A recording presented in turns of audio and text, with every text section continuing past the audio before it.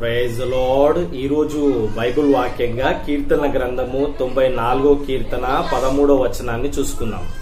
నీతిమంతుల కష్టదినములు పోగొట్టి వారికి నెమ్మది కలగజేయుదువు. దేవునికి స్తోత్రం, మహిమ కలుగును గాక. ఇక్కడ వాక్యాన్ని చూసుకున్నట్లయితే నీతిమంతుల యొక్క కష్టదినాలకు అన్ని కూడా ఒక సమాప్తం పలికి వారికి నెమ్మది కలిగజేసే దేవుడుగా మన దేవుడున్నాడు కదండి. నీతిమంతులు ఎవరు? దేవుని యందు విశ్వాసం ఉంచిన వారే నీతిమంతులు. మరి నువ్వు దేవుని యందు విశ్వాసం ఉంచినావు, ఏమంటే ప్రార్థన చేస్తా ఉన్నావు, ప్రభు కోసం కనిపెట్టుకుని ఉన్నావు. అయితే దేవుడు మీ దినముల యొక్క కష్టాన్ని, మీ దినాల్లో ఉన్న శ్రమని అంతటిని కూడా తీసేసి నెమ్మది కలగజేసే దేవుడుగా ఉన్నాడు. ఆమెన్. బైబిల్లో చూసినట్లయితే దావీదు మహారాజుకి మరి అతను మహారాజుగా అవ్వకముందు మరి ఎన్నో శ్రమలు అనుభవించినాడు. సౌలు ద్వారా ప్రాణహాని ఉంది. ప్రాణ భయం చేత ఆయన పరుగుదీస్తా ఉన్నాడు. ఆ ప్రాంతము ఈ ప్రాంతమని ఆయన తిరుగుతా ఉన్నాడు. మరి ఇక్కడ కూడా నెమ్మది లేదు.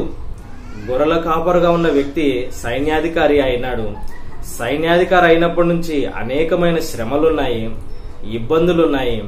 తన జీవితంలో అనేకమైన శ్రమలు అనుభవించినాడు.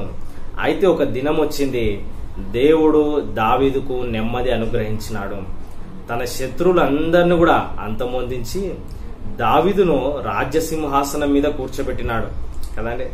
సౌలు అతని కుటుంబం అంతా కూడా నశించిపోయింది.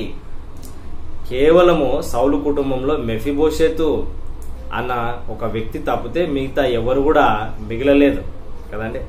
అతను కూడా మరి దావీదు స్నేహితుడైన ఏమండి ఆ వ్యక్తితోటి అతను చేసుకున్న నిబంధనను బట్టి ఏమండి ఆ వ్యక్తిని మెఫీబోషెతుని దావీదు కాపాడినాడు, కానీ ఇంకా ఎవ్వరు కూడా మిగలలేదు. సో శత్రువులందరూ వెళ్ళిపోయినారు.